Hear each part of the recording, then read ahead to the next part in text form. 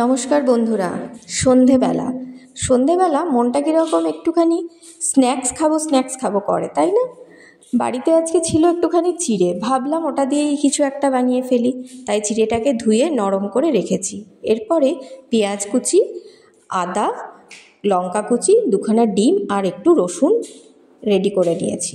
চিড়ের সাথে এই বাকি ইনগ্রিডিয়েন্টসগুলো সব একসাথে মিশিয়ে নেব। বানাবো কি বলুন তো? চিড়ের কাটলেট। এটা আমার খুব প্রিয় একটা স্ন্যাক্স। ছোটোবেলাতে যখন সন্ধেবেলা কী খাই করতো মনটা, আমাদের সময় তো এত ফুচকা, এগরোল এই সমস্ত খুব একটা খাওয়ার রীতি ছিল না। তখন বাড়িতেই মারা এই সমস্ত স্ন্যাক্স বানিয়ে দিত। এটা আমার জেঠিমা ভীষণ ভালো বানাতেন, আর ওনার কাছ থেকেই এটা শেখা।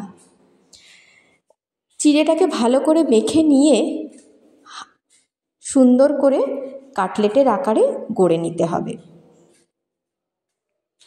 আসলে কি বলুন তো, এইসব ইনগ্রিডিয়েন্টসগুলো খুব সহজেই বাড়িতে থাকে। চিড়ে সবারই বাড়িতে সবসময় মোটামুটি থাকে, পেঁয়াজ, কাঁচা লঙ্কা, ডিম তো সবই থাকে। এরপর গড়ে নেওয়া কাটলেটগুলোকে গরম তেলে ভেজে নিলেই একদম রেডি চিড়ের কাটলেট। খেতে কিন্তু দুর্দান্ত হয়। আমি কিন্তু এটা আমার নিজের অভিজ্ঞতা থেকে জানালাম আপনাদের। আপনারা নিশ্চয়ই একদিন করে খাবেন এবং আমাকে কিন্তু কমেন্টস করে জানাবেন। এই দেখুন, একদম রেডি চিড়ের কাটলেট, সঙ্গে একটু স্যালাড। যদিও আজকে শশাটা ছিল না বাড়িতে, সেই জন্য গাজর আর পেঁয়াজ দিয়েই স্যালাডটা বানিয়ে ফেলেছি। চলুন দেখি এবার মেয়ের কেমন লাগলো। হ্যাঁ, ভালোই লেগেছে।